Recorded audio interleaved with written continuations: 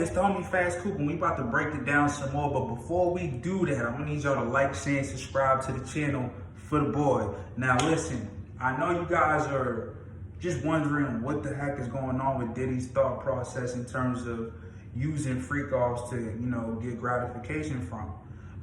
So I kind of want to break it down and kind of go into the psychology of a man like Diddy. So, all right, you have to understand that Diddy has been successful since the 90s, all right?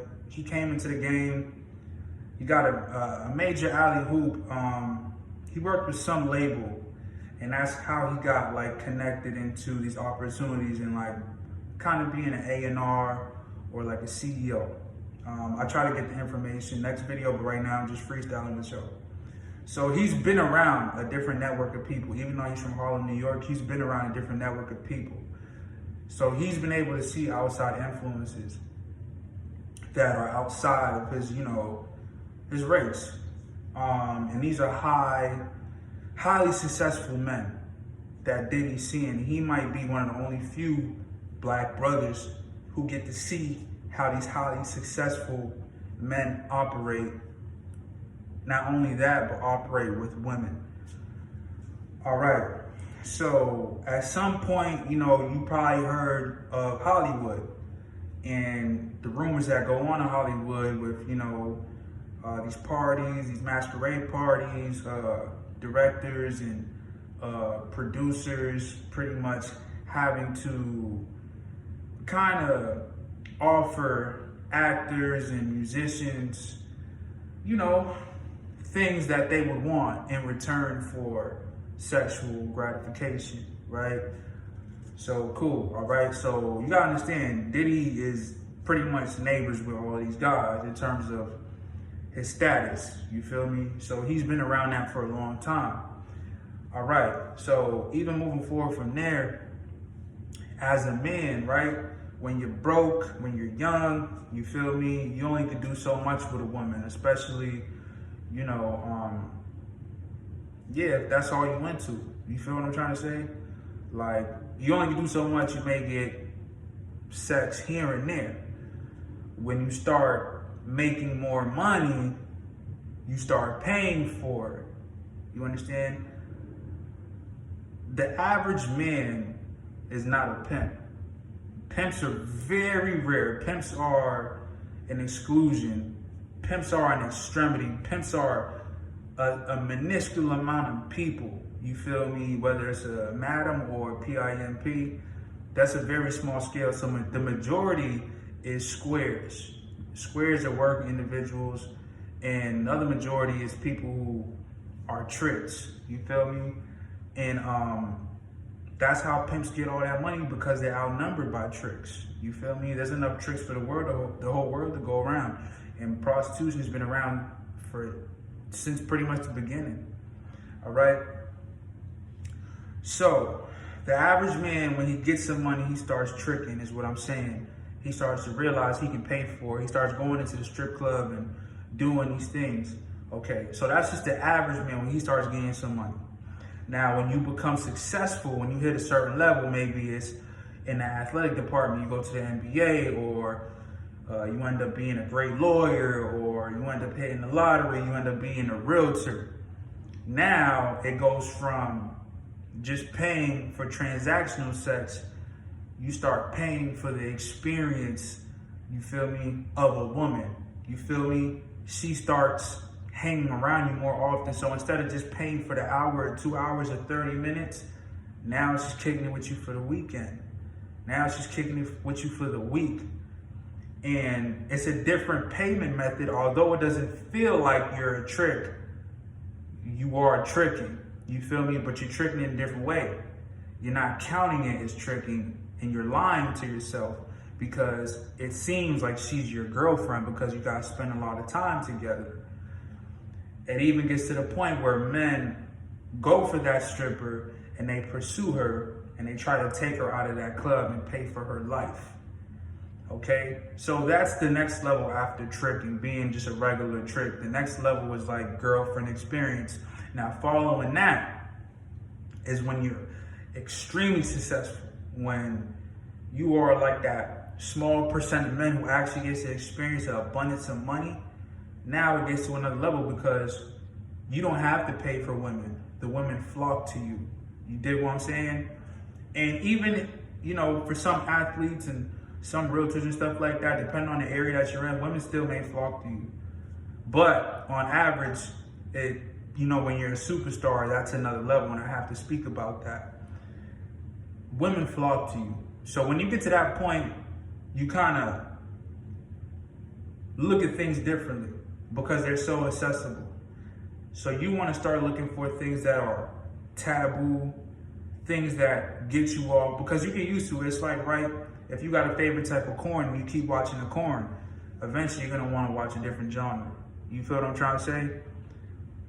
As a human, we like things that are out of our knowledge. We like to try different things, and that's when it gets kinkier and kinkier in the bedroom. So when you can have 4 or 5 girls at the snap of 2 fingers, then you're looking for the next phase, and that's the questionable phase that a lot of people end up in, and that's when it comes quote unquote weird. You feel what I'm trying to say? Because it's foreign to the average person because they have no understanding. They only probably get to the tricking standpoint, which is, on top of being a regular person who just came up on some pussy after talking to the girl from high school for years and he's still fucking with her. Like, most people just end up on that second tier. That's the highest they go to. That's the highest they elevate. So when you get to that elite level, what do you do to get off? You feel me? I've never reached that level, and a lot of people haven't, but a lot of people have, and they won't talk. You see what I'm saying? So the truth is, I'll give you guys some scenarios.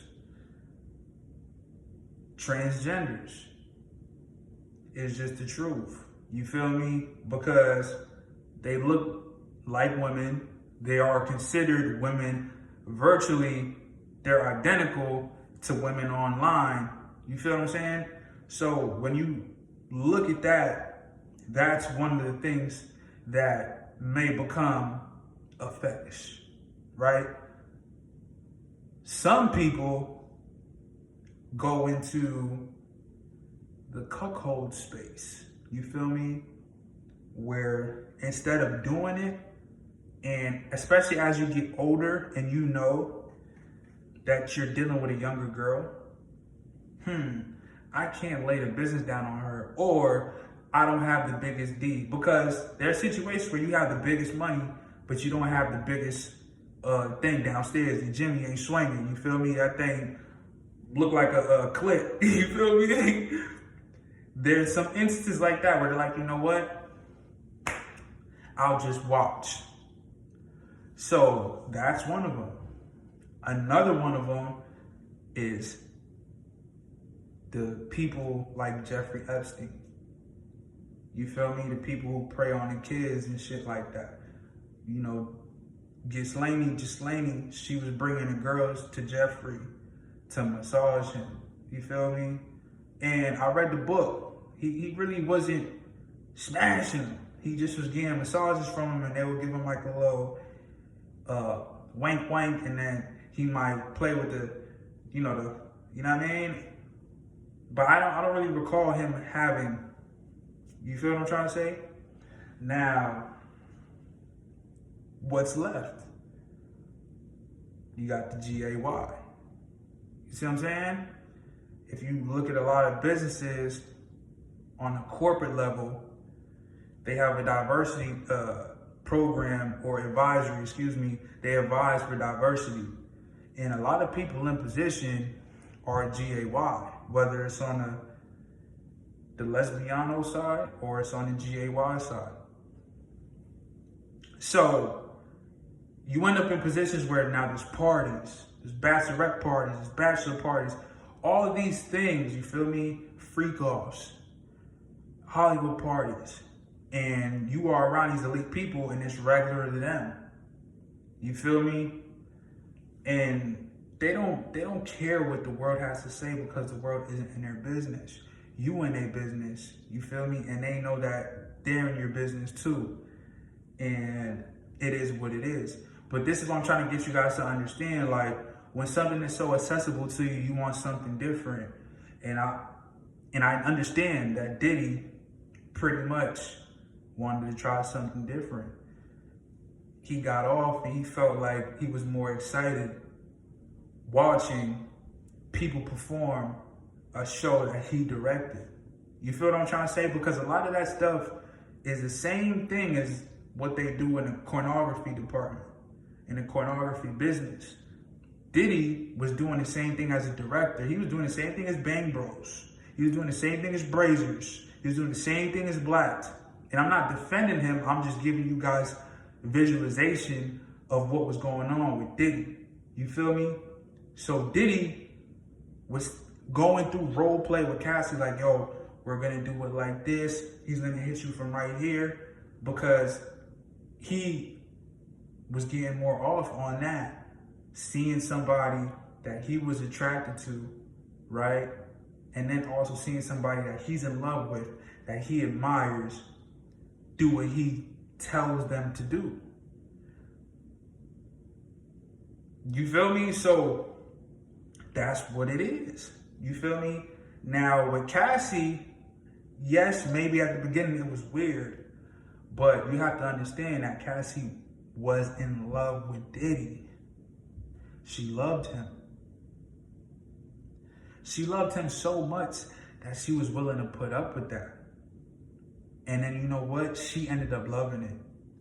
You can't tell me not, because you got the Punisher guy who just took the stand, who had to do a testimony today. He was cross-examined, and he said Cassie never seemed like it was forced. At times, Diddy would tell her, like, yo, you got to do it like this. I want to see you guys glisten. I want to see you guys shining. And sometimes when she would get direction from Diddy, she would kind of suck her teeth. But that's how women are. They don't like being told what to do all the time. I could be very comical about this, or I could be very logical about this and give you guys something that you can actually think about and kind of take yourselves in the mind of a highly successful man. Diddy's not the only one practicing voyeurism. Diddy's not the only one doing these things, bro. You understand? And the judges, the DAs, the lawyers, they be at these parties too. Higher than a motherfucker. You feel me? Higher than a motherfucker. You see what I'm saying? Diddy was in the hotel rooms with a pretty much looking like a Taliban. You feel me? Wrapped up. You feel me? Bandana over his face, looking like he was in Afghanistan. You feel me? Getting a wank off. You feel me? So this is the psychology of Diddy. He ended up getting gratification from watching. And are we that much different than Diddy? Because a lot of us watch pornography. And a lot of us would go to live SEX shows. It's just the truth. If they had, all right, there's tickets to watch Amber Rose and this person have SEX, a lot of people will go watch that. A lot of people will pay to go watch that. So we're not gonna sit here and make it seem like he's the most weird person on the planet, because that's what he was into. That was his girl. And a lot of girls have a fantasy of doing something like that. And you know how many women cheat on their boyfriend? You know how many women wish they could have 2 men in the bedroom? Like, and then get paid for it, and then to get admired and respected for it? Cassie was getting off on that. She felt like a superstar. This nigga loves me so much that he wants to watch me. Like, bro, that's taking it to another level in terms of admiration. So that's why Cassie stuck around, because Diddy admired her as much as he beat her down. Diddy loved her, bro, to the point that he could just watch. That's how, like, bro, a lot of people can't do no shit like that. You gotta really love somebody and be fully infatuated with them to do that on both sides. You feel me? And I feel like, you know, they love each other so much, and they was in one of those drunken loves. You know, when you like see that couple that's just crazy about each other, like Bobby and Whitney, Ike and Tina Turner, you feel me? Like that crazy love. They had the same thing. You feel me? And shit, you know, shit hit the fan. You know, I'm gonna talk about Alex Fine in a little bit, but it is what it is. So y'all let me know what y'all think. Like, share, and subscribe to the channel. The Crib.